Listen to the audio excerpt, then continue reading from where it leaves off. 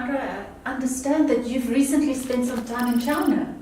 I did. In fact, I just come back, spending some time, more than 30 hours, lecturing to a group of senior MBA students at Peking University, one of the biggest universities.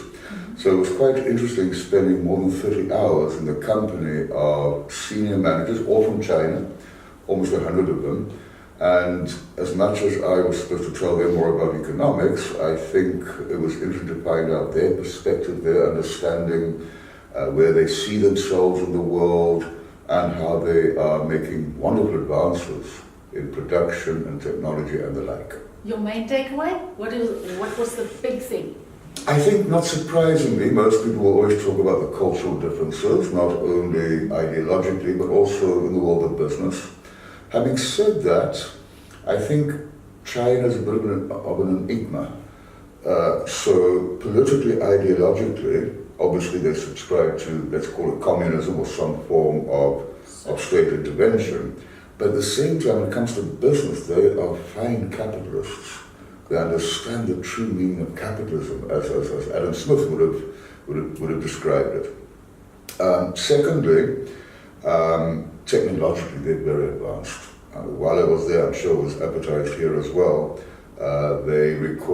China recorded the first ever news broadcast read by robots. So they're very much into the forefront of the fourth industrial revolution. They talk about that every second minute.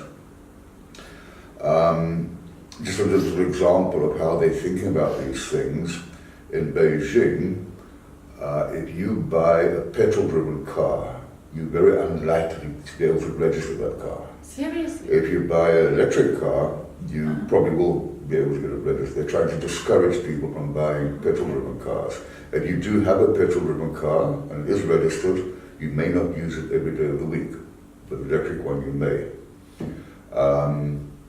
I think another interesting takeaway was when they asked me to say a bit more about Africa. And I soon discovered that as much as we in Africa, for better or for worse, are concerned about or excited about a big Chinese presence, they're hardly aware of it. Seriously? To them it's not a big deal. It's just another place. They're vaguely aware that some organizations do business in Africa, but it's really not a big deal for them. Sure.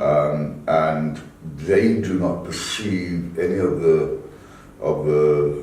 possibility that China wants to conquer Africa. They see Africa as being a business opportunity more than anything else.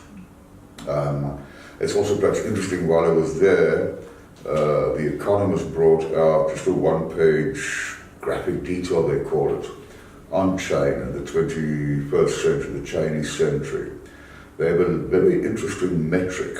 They measure what they call the world's economic center of gravity by essentially taking the geographic center of each country, which is an average of each country's latitude and longitude, weighted by the GDP of that country.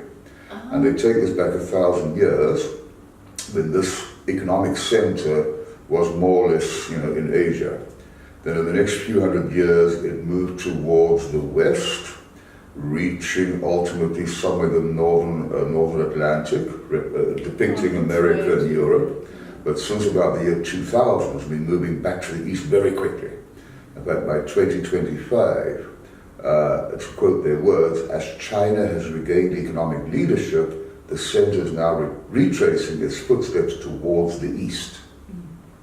Other things that came out just by observing and listening to people, but also from real figures, is that since 1990, China's GDP per capita has risen by a factor of 10, whereas in other countries that were just as poor as China back in 1990, theirs has barely doubled. They point out that since 2008, the start of the financial crisis, China has accounted for 45% of the gain or the increase in world GDP. In 1990, about 750 million Chinese lived in extreme poverty. That figure is now less than 10 million. And another interesting figure, is that since 1990, China has been responsible for almost half of the total increase in patent applications over the entire world. Sure. So there can be no doubt that China is becoming a major power. I do not get the impression from these senior business people that they have any real desire to conquer Africa. Africa for them is a business opportunity. It's just the place. In terms of inequality, you now mentioned that a number of people have come out of poverty and that massive increase in the GDP. What does their Gini coefficient look like? The Gini coefficient is around about 0.42, 0.43, which is on the high side. And it's perhaps not Still much surprising. better than It's better than South Africa, but it's not surprising. One would probably expect that a country which escapes from poverty so rapidly, based on essentially growing the economy, would still have a fairly unequal distribution of income. Perhaps something else worth mentioning is that they have a new kind of slogan, Made in China 2025.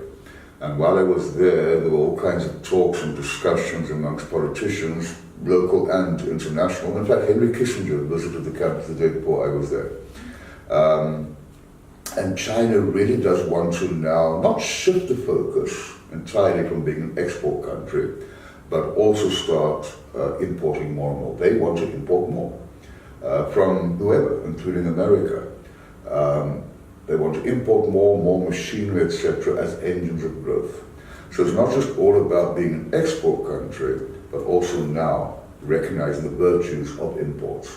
So kind of the old story of export what you're good at doing, import what you're not so good at doing. They're starting to embrace that kind of idea. But really, one does come away with this picture of contrast, of enigmas, of a society that is in many ways controlled. At all gates, entrances to the university, there are security guards that look like police officers. If you don't have some form of identification, they don't allow you in. But at the same time, there seems to be a fair degree of freedom. Perhaps a final comment in more informal conversations with some of these students.